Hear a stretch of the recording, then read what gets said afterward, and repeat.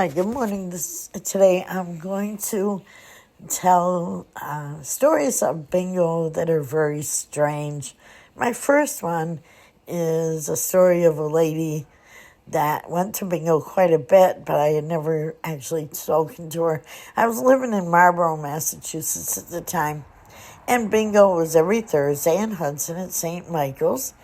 And I was standing in line as usual, and this lady was carrying this huge pocketbook. She's a little bit older, and she put the pocketbook on the table when she went to pick up her cards. Well, she said to the lady that was selling the cards, "I bet you'd never guess what's in my bag." So I'm listening and I'm looking, and she goes, "No, what is in your bag?" And she goes, "My husband." Well, you could push that poor woman over but with a feather, and I almost gasped with laughing. What? Her husband's body? Great.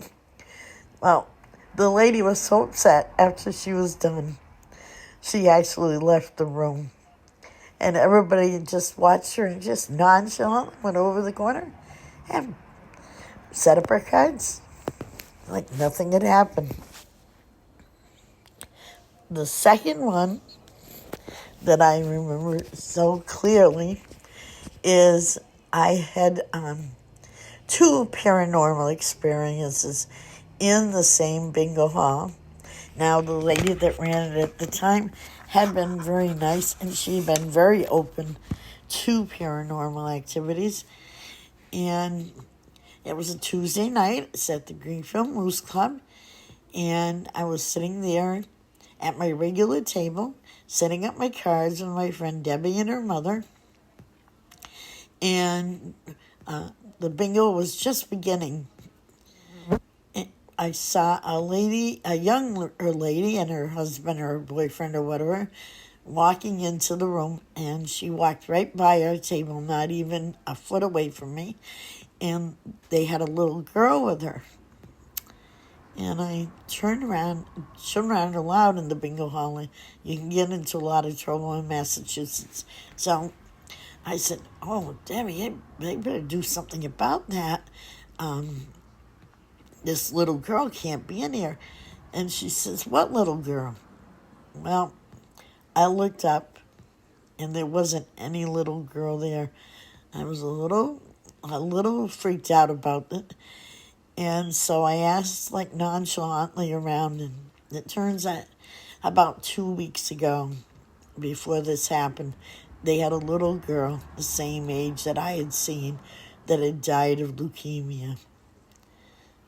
My third story is my favorite man. I call Harry.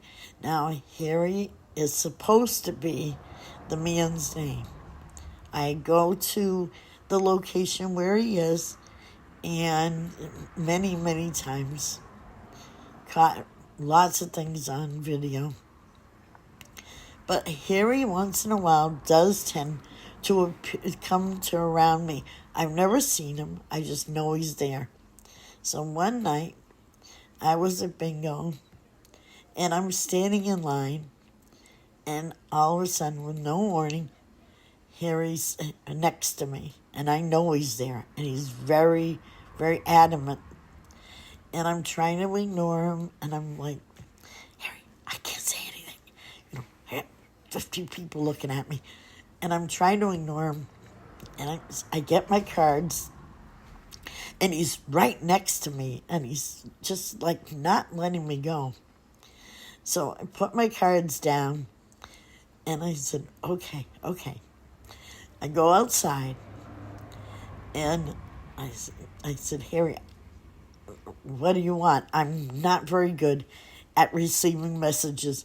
I can't see you, but I know you're here." And I got the distinct order that I needed to call the house where he usually is known to be. And it turned out the house next door was on fire, and he wanted me to call the lady that owned it. Now, I thought it was very upsetting because Harry was a suicide victim in the 1940s and had lived at this house since he was a child. At the house, they had locked the door for over 60 years. And when my friend bought the place, they had opened the door. They had to take it off the hinges because it had been so long. She felt somebody go through that door. And if it's not Harry, whoever it is, it's a very strong spirit. And I'm sure it's a man. But that's just for people that have their own beliefs.